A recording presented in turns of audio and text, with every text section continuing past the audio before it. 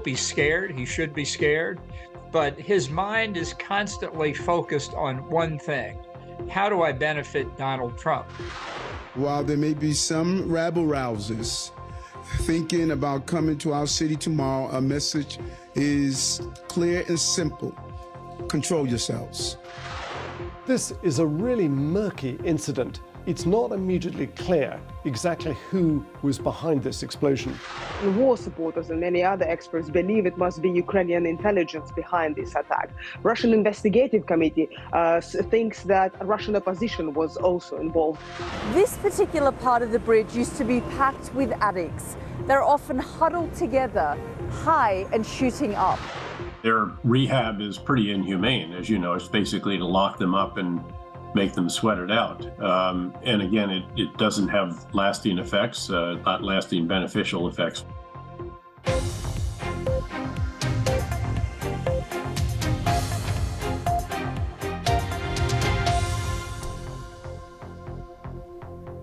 Hello, welcome to The Context. Brand new programme tonight. From now on, we will be with you at the early time of 8 o'clock, 2000 BST, and for 2 hours rather than one, which gives us plenty of room then to focus on our top stories tonight. We'll be getting the view from Ukraine and Russia on the information war that's being fought over the death of the Russian blogger. We'll bring you up to date with the battle in Bakhmut. Yelda Hakim will be here with her exclusive investigation on drugs in Afghanistan and the supply routes that end here in Europe. But tonight we're going to start in Manhattan, where Donald Trump will soon be arriving at New York LaGuardia Airport ahead of his court hearing tomorrow, with the Secret Service in tow. This is his plane that was leaving the airport in Florida just 2 hours ago. He'll be spending the night at his home in Trump Tower on 5th Avenue before surrendering around lunchtime tomorrow to the Manhattan District Attorney. And even by New York standards, this promises to be quite the spectacle. Let's go then to New York. Our correspondent Neda Tawfiq is outside Trump Tower, and security very tight. It's going to be an enormous security operation, Neda. That's absolutely right, Christian. You have New York security officials working directly with federal law enforcement, of course, the Secret Service, given President Trump, former president. So this is a large operation to make sure that every moment of this historic journey from President Trump arriving at the airport in New York, going to Trump Tower tonight, and then later tomorrow to that courthouse in the district attorney's office, that every moment is secure. Now, the NYPD actually held with the mayor of New York, Eric Adams, a press conference just to talk about the security preparations. And they warned that there would be intermittent street closures, but said that they had no signs of any major threat, that so far they are confident that they can keep the city safe, that they can keep New Yorkers going about their daily business. You might be able to see behind me, there are some barricades and kind of limited blockages around Trump Tower itself. But for the most part, it is very much orderly chaos here, Christian, as the city prepares and braces for President Trump to arrive. And all those people in Times Square in New York tonight, Neda, will be watching the picture that's in the box there. LaGuardia Airport. We're expecting to see the plane with the Trump livery landing there any minute now. How do people feel about the circus that's been around this journey today? Well, Christian, I have to tell you that between tourists and everyday New Yorkers, they are really soaking in this spectacle. It has grabbed their attention just because of, again, just how unprecedented this is. And Donald Trump, while he for a long time faded from the public view, he firmly has the public's attention in his grip once more. We've actually seen wall-to-wall coverage tracking every step of his journey, from when his private Boeing 757 aircraft took off there, waving to his supporters at the airport. You have tens of thousands of people tracking his flight, according to one website, waiting for when he will arrive here in New York. And what I can tell you is even though his politics has made him somewhat of a pariah in this city, there have been a few supporters here and down at the courthouse. We haven't seen anything like the large protests that Donald Trump was hoping for, but a few people expressing their support for the former president, having signs that say Trump 2024. On the flip side of the coin, though, Christian, we've also seen people very vocal saying that Trump had this coming, that he deserves to be held accountable, that no one else is above the law. So we've seen both sides, but clearly tomorrow will be something else altogether when the actual arrest and arraignment take place. We already know one Congresswoman, Marjorie Taylor Greene, is planning to come here and protest. But as I say, New York is bracing itself and says it's ready for any eventuality. And just quickly on that point, Neda, all the preparations around tomorrow, whether there will be a perp walk, whether there'll be a mugshot, all of that has been hammered out today between the District Attorney's Office and the Secret Service, who are forever protecting Donald Trump. Do we know anything about the detail? It really is quite something that less than 24 hours away and these details are still being hammered out. For example, we still don't know if he will have to take a mugshot when he arrives at the district attorney's office and the courthouse. There is still the issue of whether cameras will be allowed to capture this moment. That's something that the judge will be ruling on today after several media outlets wrote a letter saying, given the gravity of this proceeding and the fact that it has broad interest to the public, that they can't understate the importance of having video cameras, photographers, radio reporters inside the courtroom, which normally doesn't happen, to be able to capture that moment when Donald Trump pleads. His lawyers say he's going to plead not guilty. He's always denied any wrongdoing. Don't expect him to be placed in handcuffs. But I think for the rest of it, Christian, again, so unprecedented that we just have to see how this plays out because there are so many fine details that are still being worked out. No, don't go anywhere. We'll be back to you very shortly when that plane lands in New York. Thank you for the moment. Trump's lawyer, Joe Tacopina, said yesterday he hopes this will be as painless and classy as possible. But it's clear his lawyers are already preparing a motion to dismiss as soon as the charges are unsealed. We expect, as Neda says, that will be tomorrow when they are read out for the first time in court. However, there may yet be some surprises. This morning, an attorney representing Trump's former fixer, Michael Cohen, said the DA has documentation about a payment to a second woman. That would likely be the lady on the left, the former Playbook Playmate of the Year, Karen McDougal, who also claimed to have had an affair with the former president. And that suggests the case could go beyond his connections that we all know about to the adult film star Stormy Daniels there on the right. This is what the attorney Lenny Davis, who represents Michael Cohen, told me on Friday night.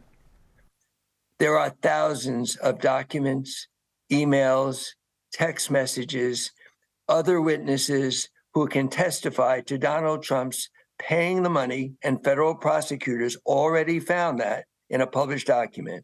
And his motivation was fear of Stormy Daniels' possible affair.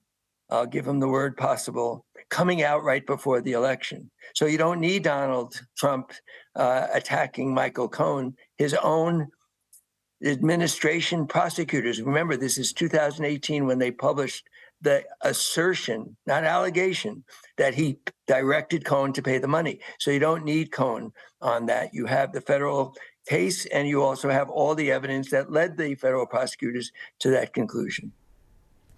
Let me show you the flight tracker that Neda was talking to a few minutes ago. There you go. That is tracking Trump's plane coming into New York. I don't know how you all feel about this. Some people think it's a bit vulgar. Some people think he wants it to look presidential, and that's what this is all about, flying with the Trump livery on the plane. Other people, of course, can't get enough about it. That is Donald Trump, isn't he? He tends to dominate the public space. Let's bring in Doug High, former communication advisor to the Republican National Committee, and also with us Richard Painter. He's a law professor at the University of Minnesota. He served as chief White House ethics lawyer for George W. Bush. Welcome to you both. Doug, can I start with you? What do you make of it today? The motorcade from Mar-a-Lago, the plane with the livery, the fact that we're all tuning in. It is a historic moment, but as I say, some people might not like this. Yeah, yesterday was WrestleMania, and what we see today in New York City and obviously at Mar-a-Lago as well sort of represents that as well. Wherever Trump goes, it's a big spectacle, and we know that's not going to change, but there's still so much that we don't know, not just that we don't know what the charges are, but we don't know politically what the space is going to be for Republicans or Democrats. We don't know if there are going to be cameras, not just a mugshot of Donald Trump, but we don't know if there's going to be cameras if this goes to trial. And so there's a lot that we still just have to wait and see how it will unfold. We know it's going to take a lot of attention from people, though, that's for sure. Richard, let's talk about the indictment. We still don't know very much about it, although the speculation is there'll be over 30 counts. We've heard from Trump's lawyer, Tacopina, who said today this case is not even legally sufficient. Factually, it's a joke. What is he referring to in the way that the case has been structured? Well, I'd have to read the indictment to figure out exactly what's going on here. And of course, the defense lawyer is going to say that very frequently. But let's start with the legal rules here. It's legal in the United States to have sex with a porn star. It's probably legal to pay her $130,000 to keep her mouth shut.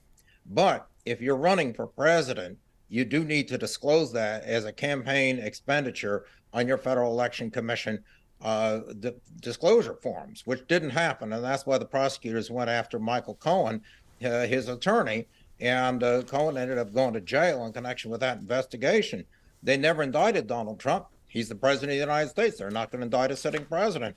So the feds are now out of it. But New York, the state of New York has another statute, a criminal statute, that says you cannot falsify a financial record of a New York business in order to cover another crime. It doesn't matter whether the cover-up is of a crime in New York or a crime under federal law or British law, for example. We cannot have New York businesses being used to launder money. You can't have New York businesses falsifying their financial records in order to conceal any crime, including a Federal Election Commission violation. And that's going to be the heart of the indictment based on what we understand today. Doug High, what do we know about the judge who will sit on this case tomorrow? He's called Justice Merchant. He's a state Supreme Court justice. He's no stranger to the former president. He's already sent Alan Weisselberg, the close confidant, the former financial executive at the Trump company, to prison. He's overseen the criminal fraud case involving Steve Bannon, the former Trump advisor. Is he the kind of judge, do you think, who would allow this to become a spectacle? Would he allow cameras to go into the courtroom? Well, his reputation is sterling, known as by the book, a high reputation from folks that I know who've appeared before him with clients on either side of issues. This is a true professional. We don't know what the decision yet will be on cameras. They're not required. Trump right now doesn't want cameras in the courtroom. For once, he doesn't want to be a complete center of attention, at least in this one regard, because it could reflect poorly on him. But what we do know is that a lot of this trial is also going to play out in public eye. We've seen this occurring already on some of the criticisms, some of which I think are justified on the charge itself. And whether or not this would have been brought up if it was someone else. But we still need to find out what crime is Donald Trump charged with, and did he commit it or not? And that's obviously what we'll find out, not in the coming weeks, but coming months. Let's have a quick look at the polling, because there has been some done since he was indicted last week. This is a poll conducted by SSRS. 62% approve of the indictment, just over 60%. 52% think politics played at least some role in the decision to indict him. And that is interesting, Richard. A majority think it is political. Does it matter that it is political if the law has been broken? The law's been broken. That needs to be investigated. And if a prosecution is called for it, a prosecution needs to follow. And it doesn't matter whether it's a president you like or former president you like or you dislike. The law is the law. And of course, there's going to be a lot of political back and forth whenever a president is subject to a criminal investigation, much less an indictment. But we need to take the law seriously.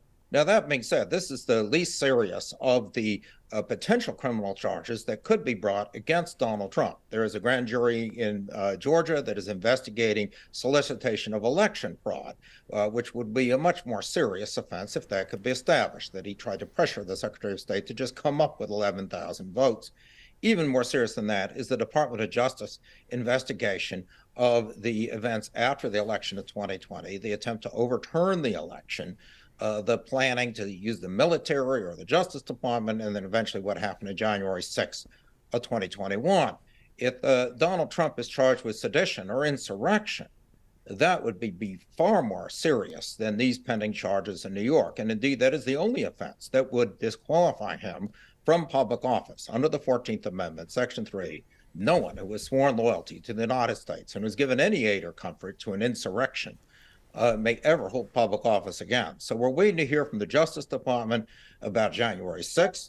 There are other pending matters which will feed into the public's evaluation of whether Donald Trump is suited for another run for the presidency.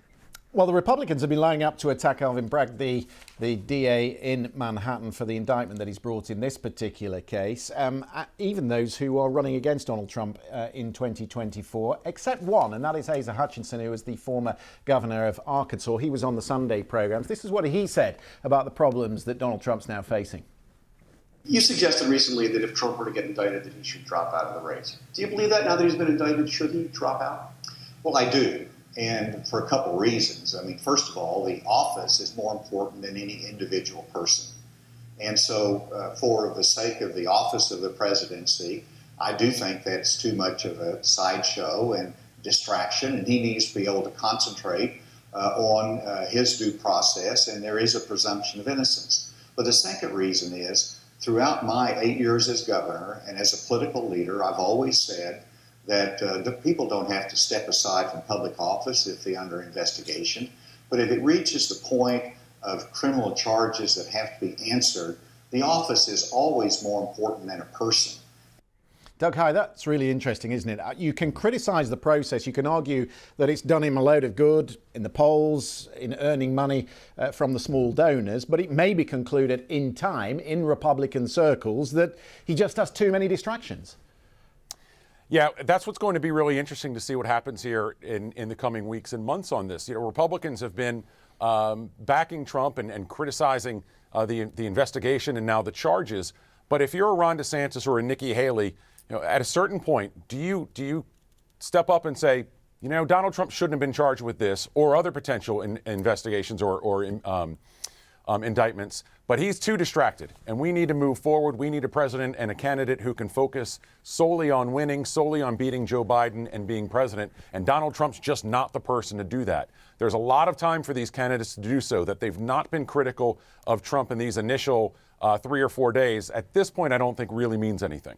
If you are just joining us, you'll see on the screen there the flight of Donald Trump, which is just coming into LaGuardia Airport in New York, where, of course, he will be arraigned tomorrow in the court in Manhattan. We're talking to Doug Heye and Richard Painter about the indictment that he's facing at the moment. Richard, just talk to me about the district attorney, Alvin Bragg, because we're going to see a lot of him tomorrow. What do you make of him, and what do you make of the sort of pressure that he's under? Well, I've been licensed to practice in law in New York for 30 years, and I've seen quite a few good district attorneys. There was Morgenthau, and then Vance, and now Bragg. This is a very well-run office. I supported Cyrus Vance, the previous district attorney, when he went to the U.S. Supreme Court to enforce his subpoena for the documents from the Trump Organization that led to this investigation. I submitted an amicus brief on his behalf. I think that he was right. The Supreme Court agreed. This is an office that takes its investigations very, very seriously.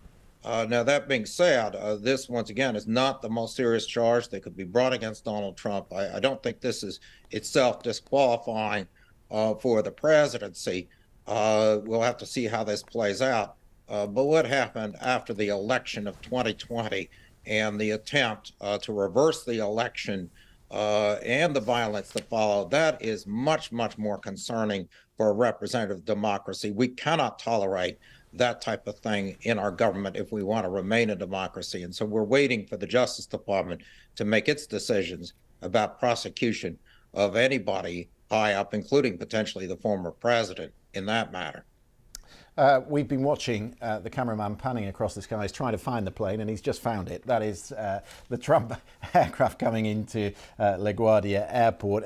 He spent the weekend, Doug, playing golf in Palm Beach, but by all accounts, in between rounds, he was calling friends and political allies, touting the political advantage of all this, and it's certainly done him some good in terms of funding and campaigning. He's raised around $5 million in 48 hours. Yeah, it's been not surprising in how big some of these numbers are. We knew that this was going to shore up Republican support in the short term. That means fundraising as well, which Trump is very good at. But also we see a politics that are really flipped right now. You know, Christian, when I started working on Capitol Hill, it was during the time of the Clinton impeachment. And what you had then were Republicans, instead of Democrats, saying we need to follow the rule of law. And we had Democrats instead of Republicans who said even presidents have private lives, and what happens in their bedroom shouldn't be part of an indictment, shouldn't be part of an impeachment or anything like that. So as we've seen so much of our politics turn upside down since Trump first announces his candidacy, we see that reversal playing out right before our eyes right now. He had advocated, Richard, for the prosecution of the last 4 Democratic presidential nominees, every one of them since 2004. I just wondered if he ceded the moral high ground in one sense. Can you sort of call for those who are running for office to be indicted and still cry foul when you're indicted yourself? Well, I think Donald Trump ceded the moral high ground a long time ago. I mean, the way he attacked Hillary Clinton, said she ought to go to prison over her email server. I mean, it was widely recognized as a bunch of hogwash. So I don't think he had much credibility on that. The people who believe that are going to believe him no matter what he says, whether he's indicted, whether he's not indicted. And once again, the real concern for most Americans is the potential threat to our democracy. The underlying charges here, yes, are a concern. But when Donald Trump posts a photo of himself on social media holding a baseball bat next to the head of the Manhattan District Attorney, that is the kind of threat to our democracy and to the rule of law that we associate with the events of January 6th of 2021, the attempt to overturn the election. These are the things that Americans care about, whether it's you paid off a porn star and then you didn't report on your Federal Election Commission report and someone cooked the books up in New York. Oh, okay, it's illegal. It should be criminally charged. But that's not the threat to our democracy that most of us are worried about right now. We're watching the plane coming into LaGuardia Airport, Doug, and some people might be wondering why we're sticking on this story, but it is a historic event. A president's never been indicted before, and the bigger question for those of us outside the country is what it does to the body politic and to the rule of law in America. And we've seen the chairs of some very powerful committees in Congress writing to the DA, complaining about the indictment, asking to see his evidence. What do you make of the way the Republican Party has reacted to this? Look, Republican leadership had decided long ago, and once you make the decision, you sort of can't back away from it, or at least it's very hard to, that they're going to back Donald Trump every step of the way. Donald Trump is not somebody who gives points. He only takes them away one at a time. And if you want to play Donald Trump's game, you got to back him up. And this is the decision they've made. It's because they want his help in the future, or they don't want his harm in the future. We know that if Donald Trump turns on somebody, a big part of the base could turn against them in a primary or a general election. And they know that. They're very aware of Donald Trump's power with his base. And it's also why I think it highlights of the unknowns on this. Donald Trump is planning to give a speech tomorrow night after he's indicted. More unprecedented theatricality from Trump. But there's a chance that he could have a gag order put on him. Because whatever he does could be prejudicial in a trial. Anything he says could taint a jury pool and so forth. So Trump's planning to give a speech, but at some point he could also face a gag order. We talked, Doug, while we watched these pictures of him coming in, about the effect that this has on the race. According to the latest polling, he's stretched his lead over the Florida Governor Ron DeSantis to 26 points, which is the biggest it's been, I think, for several months now. So do we therefore presume that he is, we have to consider him the front runner? Is he at this moment in time the most likely candidate for 2024? And what would it mean if he's under indictment? Yeah, that's been true since he announced his candidacy last year. He is the front runner. He's the most dominant figure, the alpha dog of the party, really. And that's not changing until somebody takes Donald Trump on head to head. And so, all of the polls we've seen to me have been essentially meaningless. We know Trump's status.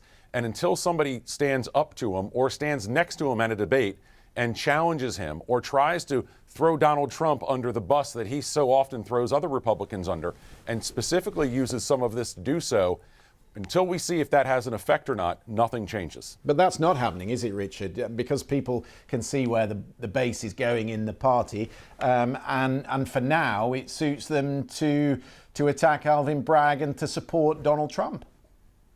Well, that's exactly why I am a political independent. I was a Republican for 30 years. I served in the George W. Bush White House. I still think George W. Bush was a very strong president. And even if I didn't agree with him on everything, but Donald Trump, from the very beginning, pushed things way, way too far with his anti-democratic rhetoric, talking about arresting his opponents, Hillary Clinton. It went from bad to worse through his entire administration. He does not have respect for the rule of law. And it's not, as I said, these charges, and necessarily in particular that concern me the most, it's the threats to the Manhattan District Attorney that he is apparently encouraged with his social media posts.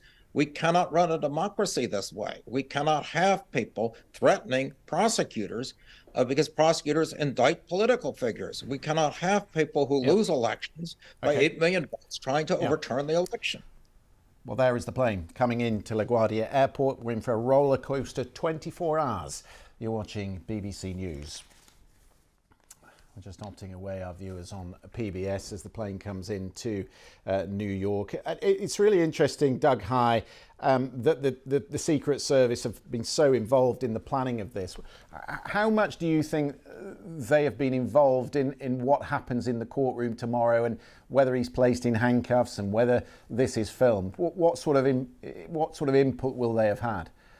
That's part of the negotiations they've been having all along. It appears that at this point that he'll not be put in handcuffs. If you're the Secret Service, you're not necessarily trying to give Donald Trump preferential treatment, but you are trying to protect your principal, which is what that role is. And they don't want their principal to be put in handcuffs, to be put in that kind of a situation that could potentially be dangerous for them. So he is getting special treatment, even if that's not their goal. And a lot of this is being negotiated well in advance. And Eric, it's interesting that Eric Adams, the New York mayor, has had to come out today and talk about this. We've got Marjorie Taylor Greene, Republican Congresswoman, who's coming to New York tomorrow. We've got protests in a park near to the courthouse.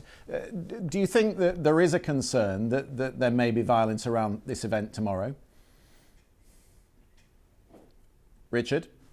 Oh, well, I'm concerned. Not necessarily in New York. There could be violence in other places. We have a lot of supporters of Donald Trump who have encouraged violence. And I believe that on January 6th, 2021, the president himself encouraged violence. So that needs to be dealt with. And we cannot tolerate violence in this country from the extreme right or the extreme left. Now, I think they ought to make every effort to depoliticize this. They certainly shouldn't put him in handcuffs. I question the need for a mugshot. We've got plenty of photos of Donald Trump from the front, from the side, and everywhere else. And the problem with a mugshot is that they will then be very quickly used for fundraising by the Democrats. And that's not what we ought to have going on. This shouldn't be a political trial, a political circus. And when criminal charges are politicized, it can have very, very detrimental effects on our democracy. It energizes the extremes in the country. And I'd point to the trial 100 years ago in Germany of the beer hall putsch defendants, 10 of them. They turned it into a political circus, got the extremists to support them and show up at the trial in 1924. And then when Hitler was released from prison, he had a photo op outside the prison and all of that. And all that did was energize the extreme right to put him into the chancellorship of Germany in 1933. So what we do not want is this trial to become a weapon, a political weapon for far left or far right. This is about the rule of the law, and we enforce our criminal laws in this country. No one is above the law, including a former president of the United States or even the current president of the United States. No one is above the law. The plane is just taxiing towards the terminal at LaGuardia Airport. Let's bring in Neda Tawfik, who is outside Trump Tower for us this evening. Do we know what is likely to happen from this point, Neda? Presumably there's going to be someone to meet him there, and the Secret Service will be deeply involved in that. Yeah, that's exactly right, Christian. I think it'll be very similar to what we saw happening at the airport in Florida. We know that many dozens upon dozens of Secret Service agents are there for this express purpose, to escort Donald Trump every step of the way throughout these next 2 days. So the Boeing 757, private aircraft of the president, you can't miss it there, emblazoned with Trump on it, is still taxiing down the runway. He will then enter his motorcade, we believe. Secret Service agents will then take him from LaGuardia Airport in Queens there in New York here to Manhattan, down the iconic Fifth Avenue here, where he will stay at Trump Tower, stay in for the evening, meeting with his lawyers and advisors on the eve of his arrest. And of course, it was here in Manhattan where he built his real estate empire. He always wanted to make his mark on New York. And here again, we see him making history, but in a very different way, as he prepares to be the first former president arrested on criminal charges. I have to make the point again, and plenty of people are making it on social media at the moment, Neda, that we're sort of playing into this, or playing to the sort of tune Donald Trump wants us to play to, and that is this idea that he is somehow presidential. It looks like a presidential arrival. The pictures, you know, the plane on the way into the airport, the way that we followed it, the flight tracker. This is how we would follow a US president arriving on a foreign visit to the UK. And it's not that. It's a former president, an ordinary civilian who's been indicted. Yeah, Christian, I've heard those same comments from people who don't have a real taste for Donald Trump, saying that the media is following into similar traps that they did in the run-up to the 2016 presidential election, giving him wall-to-wall coverage. And Donald Trump himself is someone who has always believed in the idea that no press is bad press. And we've seen him really leveraging this coverage to get his supporters energized, rallied up. As you say, at the end of the day, this is a former president who is coming to face criminal charges. But I think the counter argument is that this is of such historical importance, of such historical record.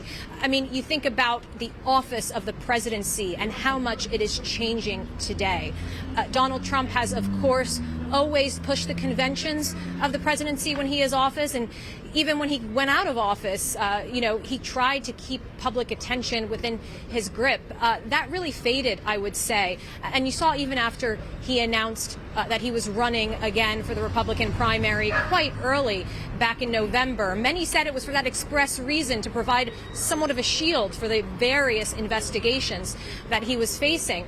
But nevertheless, we saw even then he had real trouble getting that same type of attention on social media and from traditional news cameras. His support had fallen off a bit. But here we are now. His campaign says they've raised up to $7 million since his indictment.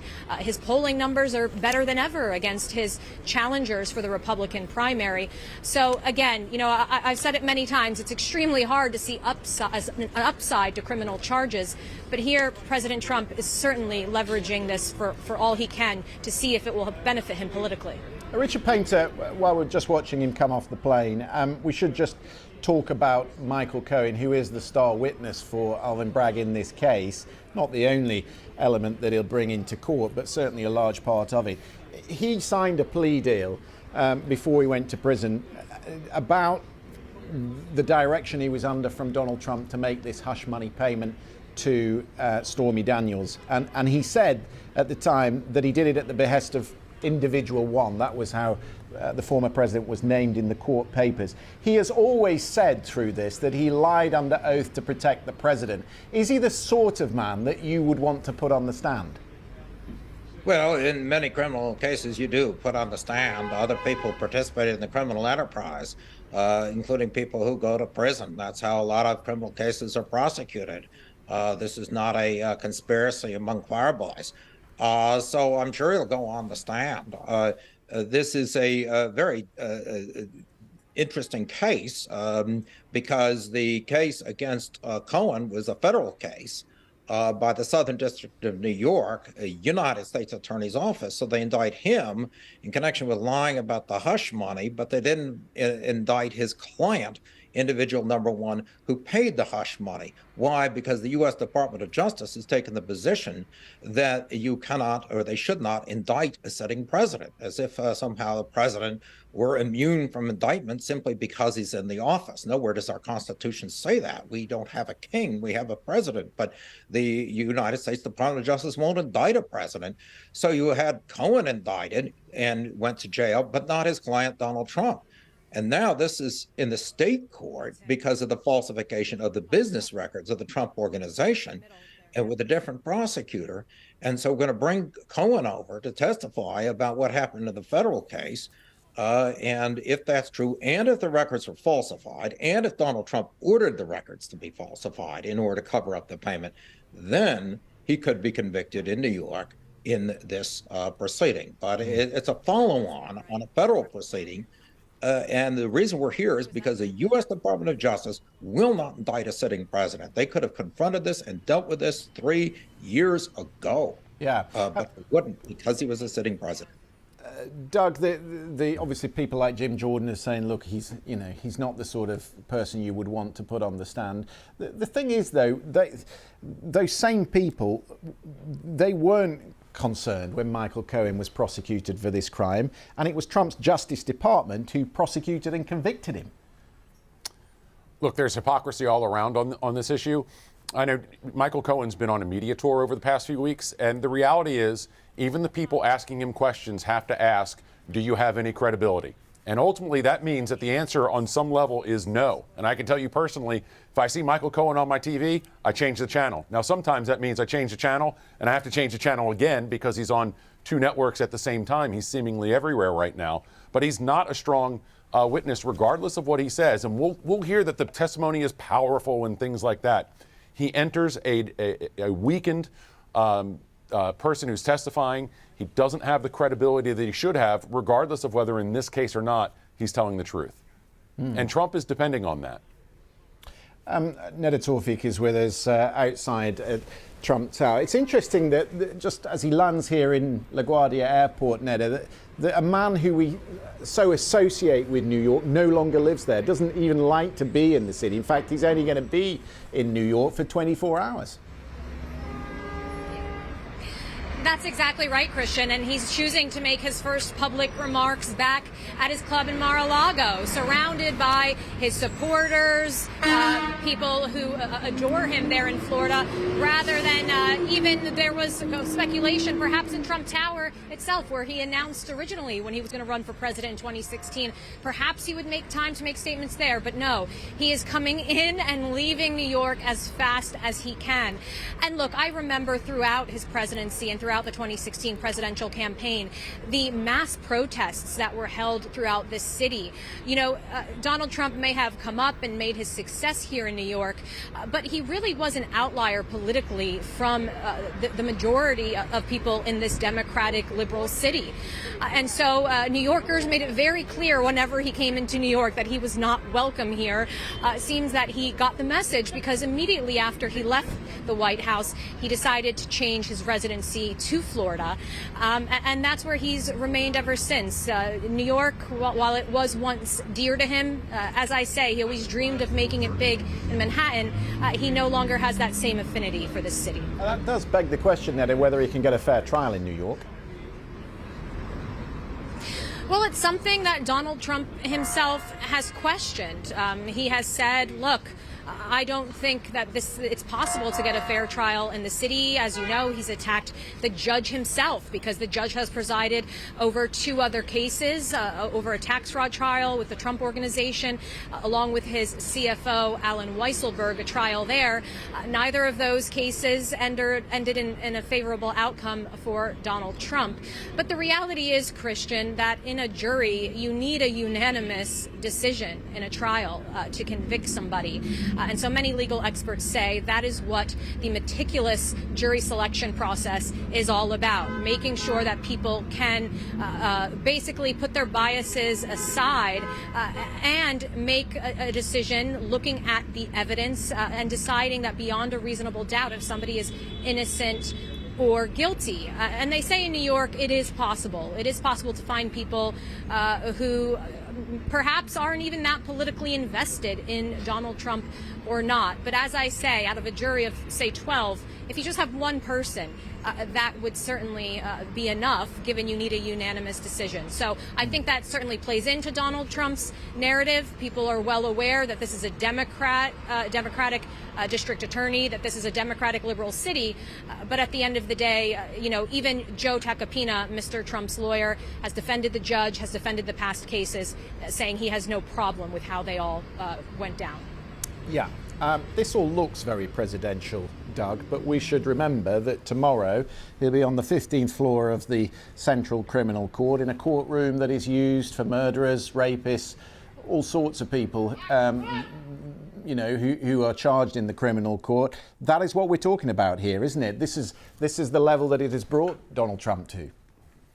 Well, it is, and it's, so often over the past few years, Donald Trump has said or done something outrageous, and the conversation is now the point when Donald Trump's going to pivot into that more normal candidate, even a normal Republican, and it's never come. This time the stakes are different. Donald Trump could potentially go to jail. Does that change him in a way that other things never have? And we also have two other things going on at the same time. You talk about whether or not he can get a fair trial in New York City. Where in America, or sort of anywhere, can Donald Trump go where opinions on him are not rock solid for or against? If they tried to move this outside of New York City, or potentially, which I don't think they could do, outside of New York State, there are other potential trials as well. Donald Trump's going to have there's just going to be a very tough time getting an impartial jury of his peers. That doesn't exist. And if Donald Trump experiences a hung jury or is completely exonerated, politically, this would be massive for him. Yeah, obviously, Richard, you've pointed to the other cases that he's facing at the moment. There's, of course, the grand jury investigation into January 6th. There's the Georgia grand jury into interference in the result in Georgia in 2020. And, of course, there is the Mar-a-Lago case and what happened there. And we've had some news today on that. It looks as if the Justice Department are looking at what happened when the subpoena was delivered and what he did to conceal documents that they knew were on the property. Richard. Sleeves of the jacket. Right. You got the epaulets on the shoulder and the. Richard, can you hear me? Oh, we've lost your audio, Richard. Neda Tawfik, just pick up on that for us. The developments in the other case, particularly the Mar-a-Lago case, which some people would look towards and might consider a more dangerous case for Donald Trump. Yeah, Christian, I don't think anybody is, unaware of the fact that this is the least consequential case hovering over Donald Trump. I mean, you're looking at federal investigations into attempts to overturn the election, of how he handled classified documents. You're looking at still an investigation in Georgia on state charges of election interference. And so when you look at this, even though he is facing more than 30 counts of falsifying business records, and it is in New York, people say still, a serious crime that anyone who committed it allegedly would have to be held to account for. But I don't think anyone is under the impression that those other cases are not far more consequential. So then it begs the question, does the district attorney here really have enough evidence beyond, you were talking about earlier, the testimony of Michael Cohen? Is he secure enough in thinking he can win this? Because even though these investigations are, of course, supposed to be completely independent, if this case ends in Donald Trump's favor, how would that impact those other investigations? And what would his supporters have to say about that? Now, I think it is worth pointing out that the district attorney, Alvin Bragg, it's reported that he was more emboldened to, that he could win in this case after the success he had going after the Trump organization. That was very much reliant on financial documents. And we've heard from Michael Cohen's lawyer, Christian, saying that they think they have a lot of evidence that they can use in this case. We're still watching the rear doors of the Trump plane, which has just landed at LaGuardia Airport. I should make the point, of course, that all the American networks that I can see in my screen are focused on the same pictures as well. And that may be the reason why Donald Trump is not leaving the plane in a hurry. Of course, they're fixed on the Trump livery. We are in the 2024 campaign. Might be early days. There he is, coming down the steps. So he's making his way to the motorcade. He is, of course, under the security of the Secret Service, who've been deeply involved in what is taking place in New York. There he goes into the cavalcade, and that cavalcade will make its way to where Neda is in central Manhattan, to Trump Tower, where he'll spend the night tonight. And as we've been telling you, he's only going to spend 24 hours in New York before he flies back to Mar-a-Lago tomorrow for a campaign speech with friends and allies down there. But tomorrow is, of course, the main event, because at lunchtime he will have to surrender. And that's the interesting word, surrender to the district attorney in Manhattan, where he will learn, as will we, what is in the indictment, because it remains sealed since the grand jury voted on it last week. Those charges will be read to him, but all the arrangements around that arraignment in court tomorrow is what we will be most focused on. Will the cameras be in court? Will there be a mugshot which is released to the media? It would be, in normal circumstances, not legal in New York for a mugshot to be released to the media. Will he be handcuffed? Will he be fingerprinted? Will he be swabbed for DNA? All of these things are the sort of things that happen to people who are charged by a district attorney. But of course, this is unprecedented, because this is, of course, a former president who comes with all the entourage that you see there on the apron of the airport. Neda Tawfiq is waiting outside Trump Tower tonight. Just for people who, lots of us know Manhattan very well, Neda, and if they were to land in Manhattan tonight, what would they see around Trump Tower and down at the courthouse in central New York? Yeah, well, Christian, behind me, you have the New York Police Department. They've set up barricades. They've put police buses right out of the front of Trump Tower just to control that immediate area. We know that as the motorcade makes its way here, there will be limited street closures. But for the most part, the city is really keen on making sure that everyday New Yorkers can go about their business. But all around me are news crews who, of course, want to capture every moment of Donald Trump's journey. Here, right behind Trump Tower, and then if you head downtown to Lower Manhattan, where the courthouse is, it's a very similar scene there, with the world's media's eyes fixed on that courthouse where he'll be tomorrow. A very few number of protesters, both for and against Donald Trump in this case. And then, Christian, a few people with merchandise trying to sell their merchandise and to use this moment for themselves to get that Trump 2024 merchandise out there. But it has been very calm here in New York. The NYPD says they have no credible threats that they are worried about. They've been going through, of course, chatter on social media and haven't seen anything. But the NYPD, they are prepared, they say, for anything that might happen. Down by the courthouse, there are large floodlights at night that keep the area well lit. There are barricades in place. Police are on patrol in much larger numbers than any normal case. So this is a city certainly bracing and ready for what's to come.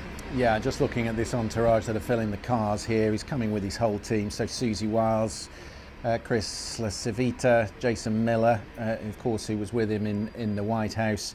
Stephen Chung and Head of Operations Justin Caporelli is there as well.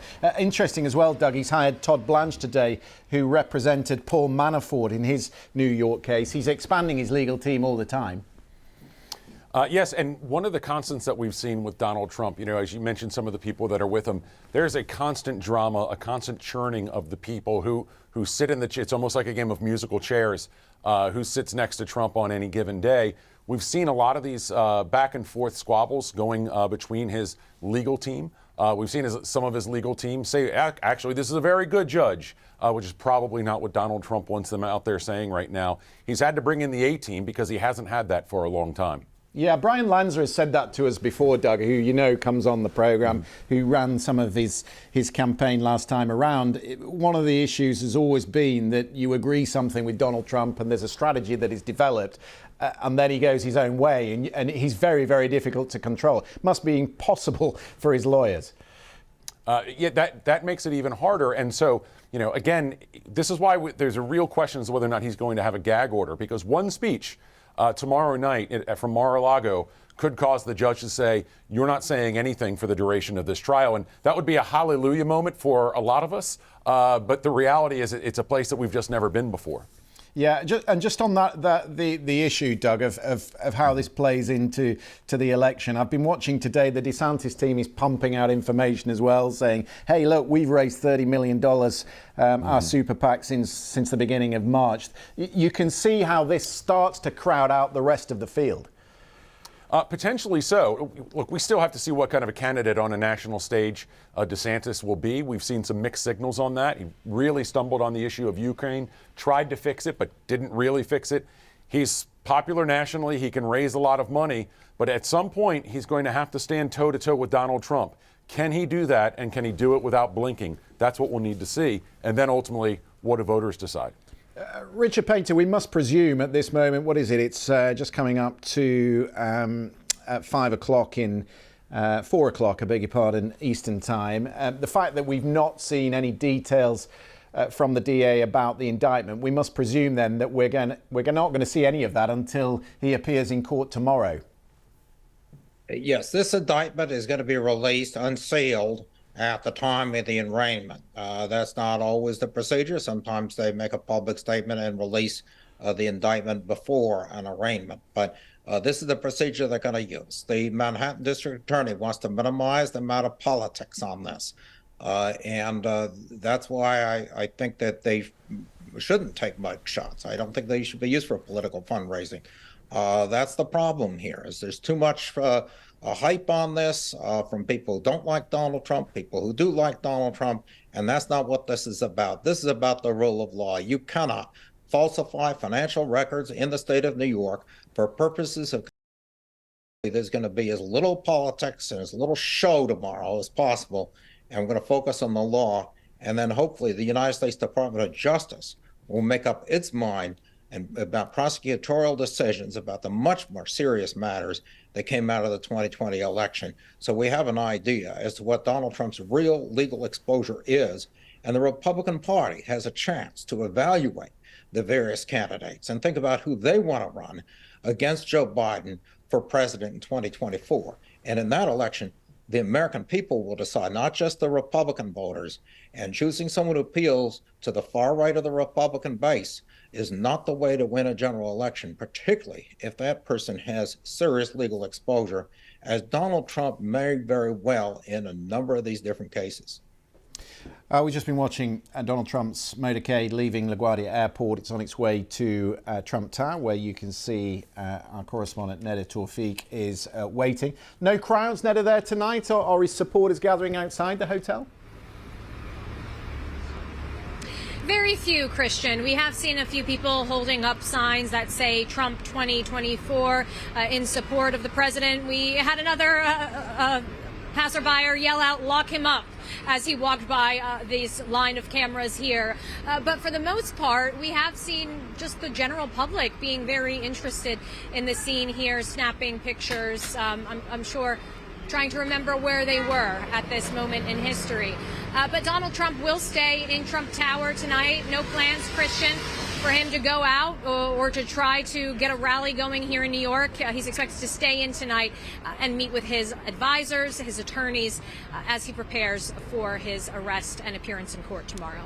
Yeah, just coming up to the top of the hour, Doug, but I just want to take a step back from it all. I mean, he'll be there tonight at Trump Tower. We can all think back to 2015 when he came down those golden escalators to declare that he was running to be president for the first time. So much has happened since then. So many norms have been broken, and we're on the eve of another norm that will be broken tomorrow, an unprecedented development. Yeah, and as we see these black trucks driving by, I'm reminded not of 2015 per se, but 1994, when all of America and a whole lot of the world stopped to see one white Ford Bronco being pursued by police down a highway in California, which was O.J. Simpson. Donald Trump at trial will be the most viewed if we have cameras, but if we don't, the most paid attention to trial since O.J. and potentially worldwide more than that. This is going to be a huge spectacle. Yeah, I mean, that is unquestionable. We'll wait to see whether the judge makes a decision on cameras. No decision so far. Richard, just let me give you the final word. I mean, obviously you served in the Bush White House. Politics so different these days. Well, politics has always been combative, and there have always been extremes in the political parties. What we've had with Donald Trump for the past 5 years, 6 years since his campaign for president began is distortion of the truth, a rejection of objective truth in favor of this narrative of alternative facts, as Kellyanne Conway said on the White House lawn. That's an approach to truth that we used to characterize as the extreme left and critical theory and all that you don't understand objective truth. And yet here we have the President of the United States, who lies about facts. You could have voted for him or not voted for him, but he lost the election of 2020. That's objective truth. There was no evidence of election fraud that would have made a difference in any of those things. Yeah. And the question we confront in our country is, does our Republican Party want to go back to a commitment to objective truth? We can disagree on policies and what to do about facts. Okay. But if we can't understand what the facts are, we aren't going anywhere in this country. Donald Trump on his way to central Manhattan. You can watch plenty more of this on the BBC Live page. We'll be with you for the next hour. Do stay with us.